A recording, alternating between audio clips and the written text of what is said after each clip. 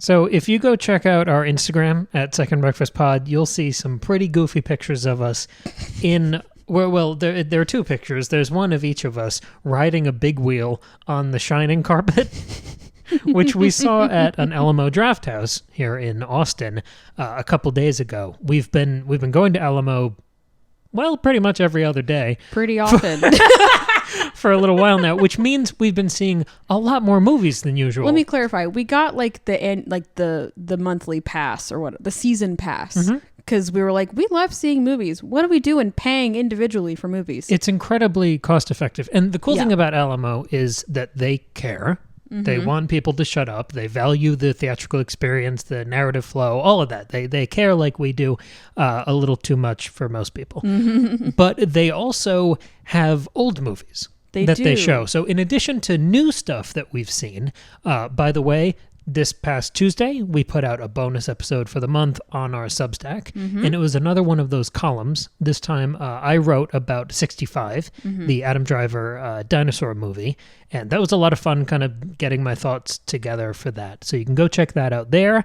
And there's another one coming next Tuesday on another new movie that we saw at Alamo. And today's new episode is for an old movie that we saw at Alamo. I'd seen this one before, but this was new to Maggie, and I really wanted her to see it for the first time on the big screen. It was awesome because, plenty of other theaters will occasionally show an old movie, like do a special screening. But this one is like I would say it's 50-50, like new releases and also just like other fun stuff. And they'll also do themed things. Like the reason they were playing this movie was because John Wick 4 is coming out soon and starring Keanu Reeves. And so they're doing a whole like month of Keanu Reeves movies. So they were showing The Matrix and oddly, Something's Gotta Give and a couple others. But the one that we saw was Bram Stoker's Dracula, which again, I had never seen, but I was so excited. Alamo is really fun. Like they just clearly love movies so much. Yeah. Like, and every location is different. Like I think they all have the shining carpet, but like this one that where the pictures were taken has a real reverence for horror. Like there are like these like models of horror villains and stuff, but then other places have other themes and old movie posters. Like there's a real love for movies, and it's a really great place to go. It's a good happy place for us. But this was a brunch showing on a Sunday, which was a delight. So I had never seen this movie. It came out in 1992. It's directed by Francis Ford Coppola. And I'd always heard great things about it. Cam had always talked about it. And I was realizing I haven't actually seen that many Dracula adaptations. Like I've seen the Bela Lugosi, I've seen Nosferatu, I've seen, what else have I slept seen? through Van Helsing. I did sleep through Van Helsing. This is our third Dracula episode, if we include that one. And I've read the book, but like that's about it. And I feel like I had never seen like a properly like true to the book adaptation, which is hard because the book is actually kind of tough. It is. I think we talked about this before. The first 4 chapters, incredible. That's when Harker is inside the castle with Dracula. So good. And then it just kind of goes off the rails. Yeah. There are too many side characters. The plot sort of falls apart. But somehow this movie managed to really stick to all those individual plot points and side characters, but keep the plot interesting and engaging and make a couple changes that I think make it the best version of this story that I've encountered. I've heard, other adaptations that you and I have seen, there's that full cast audiobook reading. Mm-hmm. And we saw a stage version in New York. We did see a stage version. It was fine. It was all right. And I've heard terrible things about that Netflix show from the Sherlock team. The like 3-episode I've heard very bad things. Yeah, I remember being excited when it came out, but then we heard not great things. But I guess maybe we should watch it For being such a classic, it's strange that there aren't many definitive portrayals of the character. Yeah. I think this one might be it. I think so too. I think this, and there are like a couple major reasons why I think it captures the essence of this book so well. I think I'll start with the handling of the Gothic. Okay. So this is a Gothic novel. Gothic meaning lots of things, but it's like late 19th century. But the Gothic novels kind of span a couple centuries, but it's like highly romantic, like with a capital R, and it's also dark and creepy, and there's some kind of big scary castle, and there's some sort of haunted creepy villain, and it's just moody. And I mean, like y'all talked about, you interested in our Van Helsing episode, it's like that Evanescence music video. I think that was Tristan's point. Bring Me to Life. Like it's that kind of thing. And I think so many other adaptations of Dracula and other Gothic stories are really afraid to lean into the Gothic, because the Gothic is a little absurd. Like, sure, it's bizarre. It's ridiculous. Like, it's over the top. It's dramatic, and it is like it feels like a teenager wrote it. It's the Black Parade. Exactly. Yes. And so many adaptations are afraid to and are embarrassed by leaning into that. And so they either pull back and try to make it ironic, or they try to make it too serious, and then it's like too grounded and straight. And kind of boring? Yeah. Like think about, this isn't a one-to-one, but we talked about the Batman last year, the Robert Pattinson Batman. That movie leans heavily into the Gothic in a way that like the Christopher Nolan trilogy does not. Like that one takes itself really, really seriously and doesn't get too wild and is like very grounded. Whereas the 2022, the Batman, I mean, he's got all those like the Gothic rib vaulting in his home, and he has a literal bat cave, and he wears the eye makeup, the emo makeup, right? Yeah, like in the Nirvana song plays twice. Like it really goes for it. Ave Maria. Yes, exactly. And this movie, I think, does such an excellent job of taking that Gothic material and not environment, atmosphere really, really seriously, and is, since you said this wonderfully the other night, you said it's sincerely melodramatic. Like not embarrassed of being melodramatic, but that's what it is, and it just really leans into that. It's not ironic, and it's not winking at the audience. It's still a little campy, but like in this really delightful way.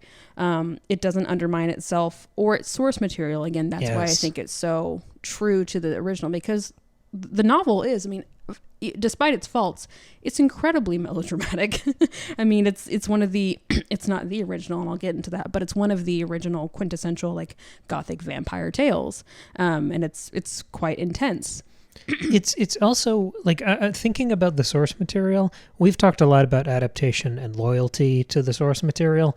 I don't love the entirety of the source material. Like we talked, like we said, I think it has the perfect opening, but once Harker is gone from the castle and we move away from him and Dracula as the only real characters, it opens up so much and it sprawls so much into all of these other characters and an ending that's really unsatisfying that maybe uniquely, when I go to see a Dracula movie, I want deviation and innovation from those second and thirds of the story. Yeah, I agree. It's a weird challenge to give a story, but I thought this one nailed that. I agree. And not only in the plot, like the plot is obviously like an essential part of this, and it handles it really well. And like the additions of like adding the whole prologue, adding the like reincarnation of Dracula's wife, and all of those changes are really interesting. But beyond the plot, it's also, I mean, this movie is visually perfect. Like for what it's trying to achieve. The costumes are fantastic. The sets are really, really impressive. Like the lighting, the way things are put together, and the hairstyles. Like think about like the costumes that Lucy wears. Like not only that she's wearing like that white lacy dress she's wearing at the beginning, but also that big red cloak and tight dress she's wearing in the courtyard, the garden scene, and also that wedding dress she's wearing when she becomes a vampire. Again, it's incredibly over the top. I mean, Victorian wedding dresses were hilariously dramatic, but not that dramatic. It's going a step further because it's so hyper dramatic and stylized. Yes, I think that's the other part, and why it works. Almost the amount of crossfades between shots where you'll see the sky is always like bright orange or pitch black or something overly stylized and false in a way that invests you in the world. The way the smoke or the bats or everything is over the top. Yeah. It makes it surreal but consistent. So Yes. you're very immersed in the world. And so you suspend your disbelief and you're there with it. I'm glad you brought up the stylization. I was reading some trivia and I learned about the costume designer whose name was Ayoko Ishioka, who's from Japan. And the costume designer based a lot of the designs or was inspired by kabuki theater, which is a Japanese style of theater that's incredibly stylized and over dramatic. And I mean, it sounds weird to call a theater style theatrical, but that's the best way I can describe it. Like that big red robe that Dracula wears is heavily inspired by kabuki theater costumes and even his hairstyle. And so I think that even though like this is obviously not a Japanese story, those two things I think work together beautifully in this movie to make it to give it that stylized over dramatic appearance. Another fun bit of trivia related to the costumes and just related to how much this movie leans into the Gothic. I learned that Coppola originally wanted to use, like, he wanted to blow all of his production budget on the costumes and only for this, like, for the sets do highly impressionistic sets using only light and shadows with minimal props. He wanted it to be like super stylized, and the studio was like, no, you need to build proper sets. That kind of sounds like the Denzel Washington Macbeth. Yes, that's exactly what I was thinking. So that gives it more of like, and we talked about how that makes it really theatrical, which makes sense for a play adaptation. But I think that would have been really cool here. I still think what they ended up with is fantastic.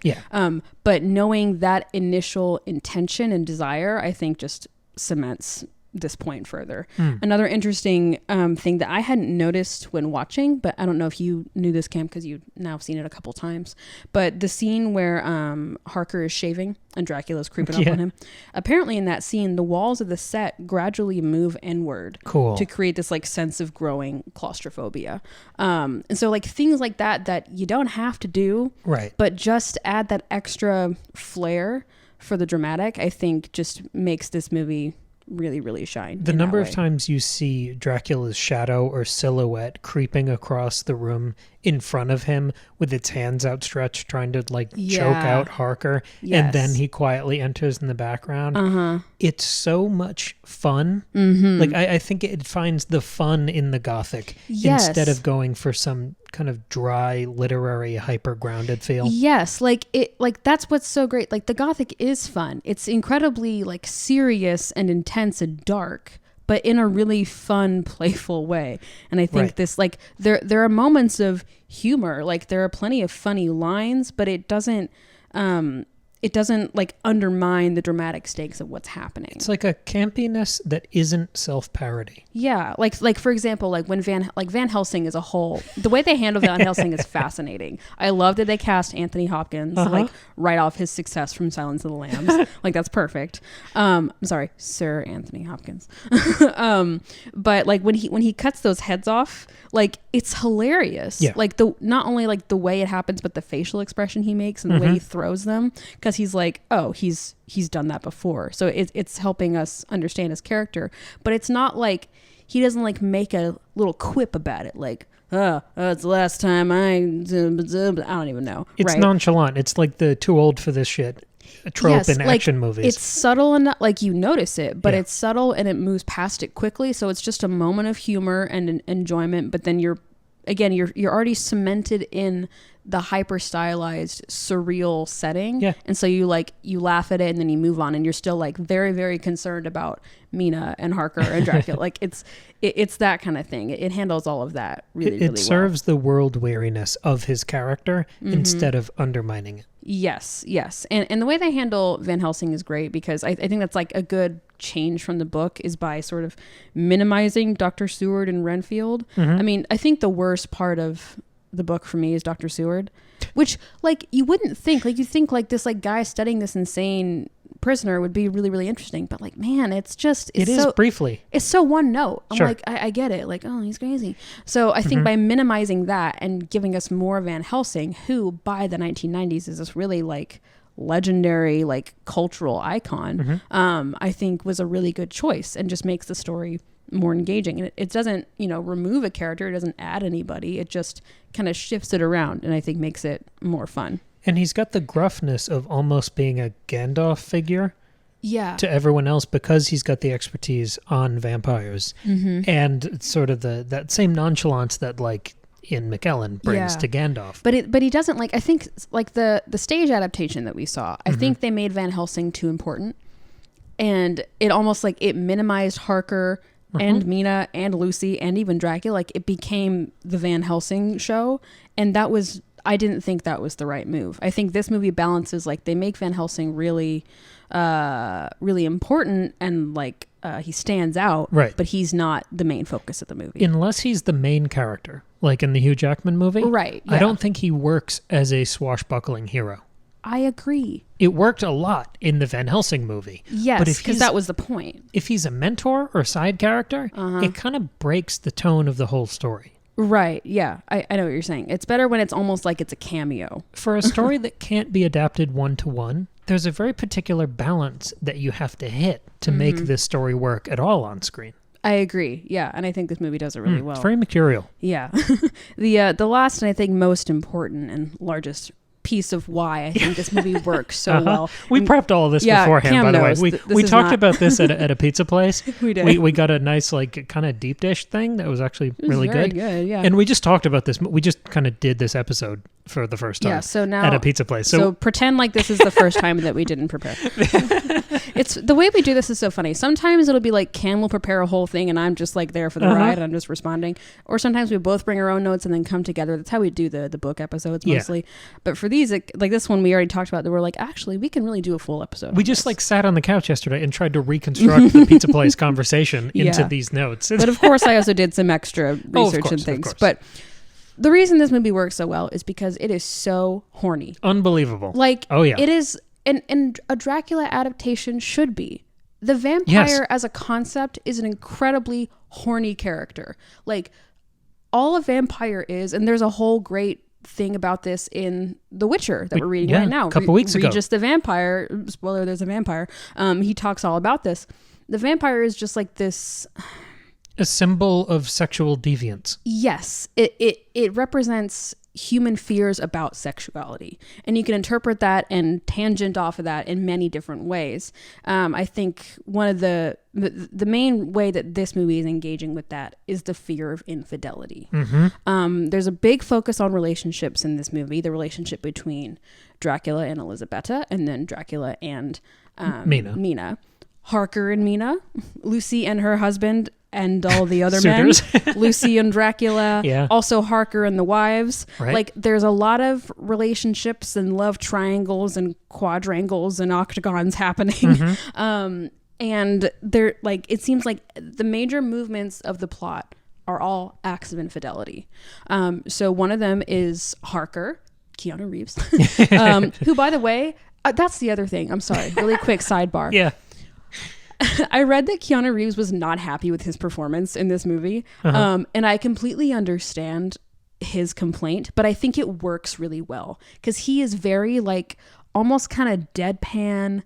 Like, he's not stylized the way everybody else is in this movie. And I think that's perfect for his character. He's a delight. Yeah, he's just like straight man, like, and I don't mean sexuality straight. I mean like... There's no one straight in this movie. No. I mean like the straight man. Yeah. And he's like just, very normal and serious and not at all understanding what the hell Dracula is doing. He doesn't understand his fiancée at all. Like, he's just afraid of everything. I think he's doing a great job. I understand why he's not happy with the performance, but I think it works really well in this movie. I think he's great. Yeah, he's fantastic. I think he was perfect for this role. I did read Coppola wanted to cast Johnny Depp, but that would have been... But it's like, then it's just a Tim Burton movie. Well, especially with the Winona Ryder pairing. Exactly. I mean, I think that would have been great, but I think he wouldn't have been Harker. He would have been a Dracula wannabe. He's also... He'd done so many movies like that. Also, like, Johnny Depp doesn't play the straight man. He kind of did before Pirates. Pirates made him the eccentric. I mean, he tried to in Corpse Bride, but even then it's I'd be interested to see what you thought of his roles in like From Hell. Yeah, I think that's closer to a straight man. Or even like Sleepy Hollow. Well, yeah, I mean, but even then, it could kind like Crane's a little, he's a little nutso. Yeah, but he's not the Mad Hatter. No. But yeah, no, I know. Okay. Anyway, that's but like, again, just another point in our favor of he's leaning into the Gothic. Johnny Depp could play anyone in a Dracula movie and it would be great. Well, exactly. He could play Lucy. Exactly. Okay. Anyway, so Harker copulates with. I was trying to think. That's the word I'm going with. You know, Kim. Sometimes my parents listen to these episodes. Okay, I gotta.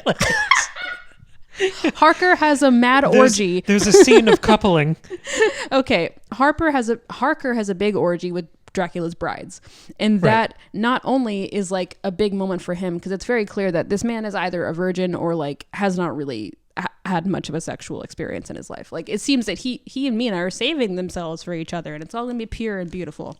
I don't think most people have, you know, there are 3 vampiric brides. One of them's Monica Bellucci. No, I don't. That would be an out of the ordinary experience for most anyone in that time. Well, yes, but I'm saying he's like this like extreme version, again, like straight man, like abides by the rules, like is not a deviant at all. Exactly. Sure. And he is with these brides, and that changes him forever. Not only like in his like emotions, but it literally he's at Dracula's house for what? A couple months maybe, and he comes back and his hair is totally gray and he's broken down and he's a completely different person. Right. Like it dramatically alters him. It like upends his world. Yes, exactly. Dracula himself is an interesting case. You could argue that he is also like going down this path of infidelity because he's pursuing a woman who looks like but is not his dead wife. I mean, there's an argument that Mina is a reincarnation of Elisabetta, but like she's not her, and she doesn't seem to have any memory of Elisabetta's life. Like it's just a woman who looks like her and it's played by the same actress. Sure. And so that itself is an act of infidelity. Because there's that struggle of him still being in love with Elisabetta. Right. But also being attracted to this doppelganger. Yes. In the same way that I believe Jonathan is still in love with Mina after the thing with the wives. Of course. But he'd never seen anything near that level of temptation. Yes, right. It's these inner conflicts of infidelity. Yes, and then of course Mina herself cheats on Harker with Dracula eventually. And then of course Lucy. So Lucy not only again copulates with Dracula. she cheats on her husband with Dracula, but even before then she's incredibly flirty and overly sexual with so many men, even like before she's married to I forget, Carrie Elwes, I don't even know the character's name. Yeah. Before they're married, she's incredibly flirty with all the men around her. So there's this fear of her infidelity. There's a fear of her being too sexually liberated. I'm not saying that flirting with men makes you a cheater. That's not what I mean. No, but we see that fear on the faces of these suitors swarming around her. Exactly. So it's either infidelity or the fear of infidelity that is sort of driving all the major plot points. And I think this leads to a larger conversation about the femme fatale. So if you're not aware, the femme fatale is like this concept in literature and art that, I mean, has roots thousands of years ago. It's an archetype. It's an archetype, exactly. It's a sexually liberated woman who leads men to danger and destruction and death. Think about a siren, as in the mermaids who sing and lure the men and then and then kill them. Sorry, my throat's stuck. I'm just thinking about copulation. I'm sorry. You think about sirens. You're providing a counterexample to femme fatale. You think about, the prostitute who, is sexually interesting and tempting, but then gives the man syphilis. Like just this idea that a sexually liberated woman is dangerous for men. And it's a real fear culturally, historically. Right. I mean, it continues today. It's an existential threat. Yes. Right. Yes. And I think like think of like examples from history or like Cleopatra, like that kind of thing. And it's just French for fatal or dangerous woman. Sure. So if you think about this history of the femme fatale, and I'm thinking of things that can be connected here, before I get into how it plays out in this movie, I want to talk about a couple other things. So the first thing I thought of was Carmilla, which is an 1872 Gothic novel, so 20 years before Dracula, by Irish author Sheridan Le Fanu, who, importantly to note, is a man. It's sort of the first vampire novel. Okay. And a lot of people think Dracula is the first. Understandably, it just has more cultural, historical significance. But Carmilla was written first, and it is actually about a female vampire preying on a woman. So you've got this double layer of not only this fear of the femme fatale, but also the fear of homosexuality, particularly amongst women. It's a big fear for men, especially in Victorian society. And so it's like this like double extra scary, dangerous, taboo thing. So the femme fatale is not only intertwined with the history of vampires, but it's wrapped into that same fear of quote unquote sexual deviancy. Exactly. Cool. Right. And then there are a couple other like femme fatale characters that are connected to vampires. So let's see, in American early 20th century film, a femme fatale character was referred to as a vamp, which is a reference to Philip Burne-Jones's 1897 painting, The Vampire, which we'll post a picture of in our Substack. Of course, we all know that. Yes, and also Rudyard Kipling's 1897 poem, also called The Vampire. So like this connection of not only like dangerous women, femme fatales as vampires, and that became so culturally prevalent that these like sexually deviant women in early 20th century American film were called vamps, which I found really interesting. So there's a clear historical connection between the femme fatale and the vampire. And so I think if we take it back to this movie, so I talked about how like the major plot points of this movie are acts of infidelity. Sure. And I think you can extend that further and say that nearly everything bad that happens in this movie is because of a sexually liberated woman. And I should preface this by saying I don't think that Francis Ford Coppola is afraid of women. That's not what I mean at all. He also didn't write the movie. Right. Anytime we're talking about a message or a thing in a movie, I'm not saying that's the creator's personal opinion. Don't be fucking stupid. The guy who wrote the movie also wrote August Rush. Yeah. So you work that into the conversation. Okay? Okay. Amazing.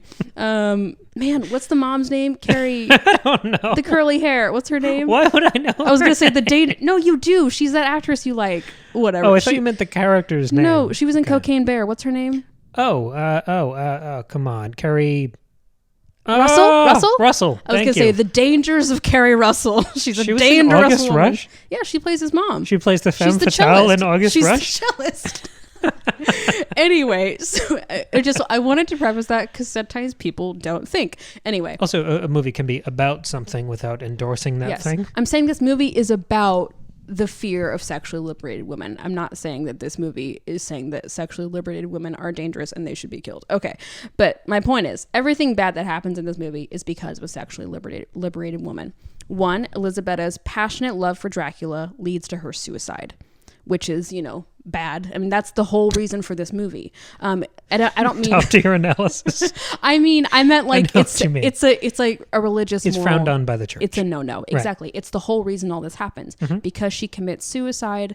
That means she doesn't get to go to heaven. She's cast down into hell, and Dracula can't handle that, and so he renounces God and becomes a vampire so he can join her. Stabs the cross and blood flows out of it. It's fantastic. Yes. Yeah. So that is one act, because I mean, even though suicide is not necessarily a sexual act, my point there is, but you could, I mean, the same way the Witcher vampire made all of those arguments about the sexual connotations of all of the vampire's actions, the way she stabs herself, you could make a penetration argument. Oh, absolutely. So it's all there. I definitely wrote a paper about that in Romeo and Juliet in college. But anyway, so it's that overt expression of passion. Like, not only, like, if you think about Victorian society, it's not only that a sexually promiscuous woman is improper and dangerous, it's a woman who just expresses herself too much. She can't be overly emotional. And we talked about this in our Emily episode a couple weeks ago. Like, she can't be overly dramatic in her expression. She can't express her true feelings. Like, it is considered improper and just and terrifying or hysterical. They have her committed. Exactly. Right, so her passionate act of love is scary and dangerous. Another point here, we can assume that Dracula wants to get to England because he senses that this reincarnation of Elisabetta, aka Mina, is there. It's never explicitly said, but like never in the movie do they say why Dracula's going to England. I can assume it's because she's there. And so he wants to track her down, and so maybe he views her as sexually available. That one's a bit of a stretch, but like it's a major plot point in the movie, and I think it's there. It's a plot point before the movie. Sure. Because he'd already had that deal with the guy who was there before the Renfield, who was there before Jonathan Harker. Right. And that was when he was organizing that London deal. Exactly. So yeah, that's interesting. Yeah. Huh. And then of course Dracula's wives seducing and dooming Harker. Like that orgy copulation. It's an amazing scene. It's really, and also it's like, this movie is very heavy on practical effects. I mean, it's made in the 90s. So apparently they hired like real magicians to like help orchestrate that scene. It's really fascinating. The temptation and then seduction. It's so sequenced out. Yeah. The scene is incredible because you're watching Harker sort of fall away from himself and everything he believes in. Right. And you're seeing these, femme fatale wives turn into their, freaky teeth Dracula things. And the way that those two coincide, it's like these operas flowing into each other. It's an incredible sequence. Yeah. So of course, like their sexual deviancy is what leads to Harker's downfall. And then of course, Mina's sexual deviancy leads to like her and Dracula become like coming together, and then she becomes a vampire. So that's obviously bad. You can also think about like Lucy, I think is the most interesting in this regard. We talked earlier about how she's just a big old flirt, and that's already scary for the men around her because there's a fear of infidelity, and they also just don't know how to react. But they're also like, it's not like the men reject her. They're all very intrigued by her and like obviously tempted. It's intoxicating and addicting, and none of the other women act like that. So it just holds their attention. And even Mina is sort of attracted to this confidence, and I don't mean like there's a sexual attraction between them. I just mean Mina is so she's so repressed and like not confident, and she sees Lucy, this long time like childhood friend, as this sexually open and confident woman, and Mina is at first afraid, but then like clearly fascinated by and jealous of Lucy's personality. And I think there's a big argument to be made that the reason that Mina succumbs to Dracula's temptation and eventually cheats with him is because she's sort of inspired by Lucy. Sure, yeah. And also like not only Lucy's like flirtatiousness, but also her sleeping with Dracula and becoming a vampire. Obviously that's one of the big plot points of the movie, and it's a big catalyst for things going wrong. He's kind of a werewolf at the time. Yes. That's the other thing, is all these forms that Dracula takes I loved, like that was one of the things I noticed upon walking out of the movie, was I loved that there were like 85 versions of Dracula. Yes. There was old man Dracula, there was sexy young man Dracula, there was creepy bat Dracula, there was wolf Dracula, there was whatever he is at the end when he's stabbed. Right. There are all these different iterations, and I thought that was really fun. But it makes you believe him as a trickster or a chameleon. Instead of, as fun as the Bela Lugosi version is, that's just one guy kind of stalking through a house for most of it. Yeah. This one, it's such a fractal, energetic depiction with so many versions of Dracula that you believe him capable of anything. Exactly, yeah. And going back to Lucy, not only like the act of her sleeping with Dracula is incredibly dangerous, but that whole scene, it's when she's wearing the red dress and the cloak and she's going down into the garden, and it's the wind blowing, and it's her hair is red, her cloak is red. She's this like quintessential example of this sexually dangerous and available woman. And the scene where they're on that table is like incredibly overdone and like borderline pornographic. Like it's really intense. And with the werewolf? Yeah. Sure. And of course Mina is watching and is fascinated and horrified by it. But even after that act, once Mina becomes a vampire, she continues to, she continues to be and becomes increasingly more sexual and some might say whorish, and I don't mean that, but I'm saying like that's how it's looked at. So like when she's at her most transformed, her most dangerous, she's still trying to allure and tempt the men around her so she can drink their blood. She's talking in this really sexual way. She's trying to lure people in. And even when the men are clearly afraid of her, when she's like lying in bed and like they don't know what to do with her, she's like writhing around. Right. I was going to say that.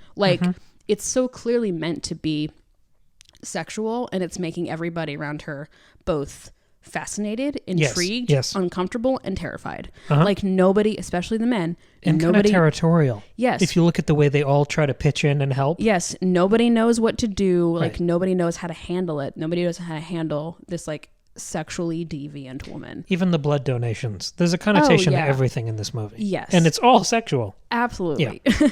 And so not only is that like interesting and fun, but I think it perfectly encapsulates the tone of this story and of this book and Sure. of the character of Dracula and of vampires in general. So I think it's like, not only is it this, like the overarching theme here is not only the fear of infidelity, but especially from women. Right. Even though many men commit acts of infidelity in this movie, it seems to like come back to the women. Because whether it's the Interview with the Vampire, the Anne Rice books and movies, or it's the Twilight movies or books, or True Blood books and movies, the sexuality and horniness of vampire movie. I mean, that's the theme and the trend for these depictions and adaptations of this central story. Yeah. But you're right. I've never seen one zero in on almost the sub-theme of infidelity. Yeah. And the fear and obsession with that. Yes. And I think that's where it becomes extra interesting. It's not just vampire equals sex. Like, well, yeah, duh. Right. It takes it several steps further. And as a guiding light, I think it makes this a much more compelling version of the original story. Almost like the way different versions of Shakespeare stories or Macbeth, they zero in on one idea to kind of stand out from the other ones. Like when we saw the Macbeth that had Macbeth and Lady Macbeth as parents and opened on them burying their children. Yeah. That completely changes. It flips the story on its ear and makes you look at it in a new light. And similarly, Bram Stoker's Dracula, the Coppola version, feels unbelievably fresh as a retread of story beats we've been familiar with culturally for hundreds of years. Yeah, exactly. And it's not it's not just the plot beats and the costumes in this movie. It's so many things are leaning in to this theme. Like even like if you go back to the shaving scene, the way that Dracula licks the blood off the razor is it's almost like obscene. Like it's incredibly sexual. And when Mina is sort of being, I don't want to say chased, pursued by Dracula through the streets of London. They walk into that theater that's showing a porn film. It's almost a courtship. And she's like, and she's kind of like freaked out, but intrigued by it, kind of like in Pearl, which was another Substack exclusive movie we talked about. And just so many other like moments and characterizations and facial expressions and just the way things are done. It all feels very like overtly horny. And I think it's so perfect for this story. So I really, really enjoyed this movie. It was a lot of fun. I forgot to mention, it's incredibly bloody.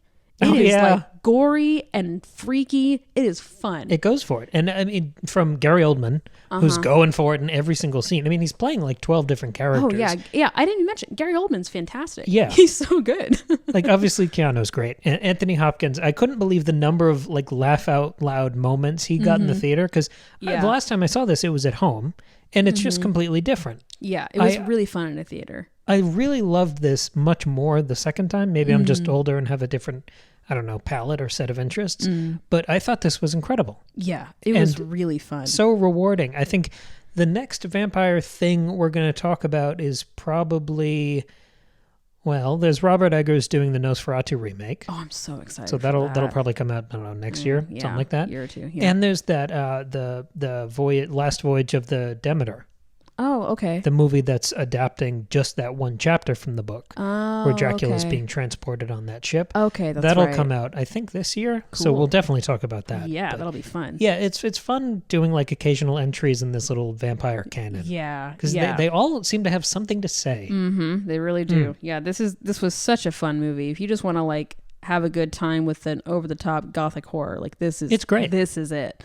And like, don't be, I mean, not that when a movie comes out matters, but the effects are incredible. It's 1992 and it does not feel like it's still a Coppola movie. Yeah, right. Like the only way that you know it's 1992 is the age of the actors. Like, it's incredible. It's really, really good. So definitely give it a listen or give it a watch. Well, we are Second Breakfast Pod on all the social media stuff. You can email us at secondbreakfastpod@gmail.com. And if you go over to Substack, you will get bonus episodes every month. This month we have 2. First time we've ever done more than one bonus one. You. We it's me writing these columns. It's sort of the new format that these bonus episodes have taken.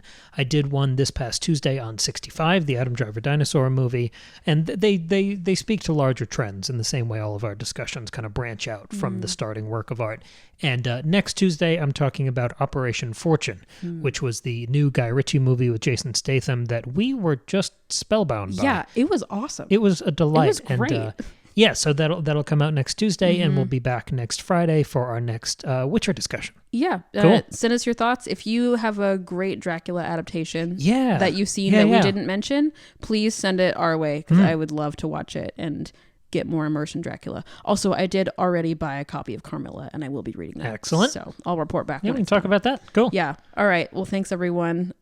Make sure no one bites you in the neck. Yeah. Okay. Bye. What was the word? Not coupling. Copulate. Have a great weekend. Bye. Okay, bye.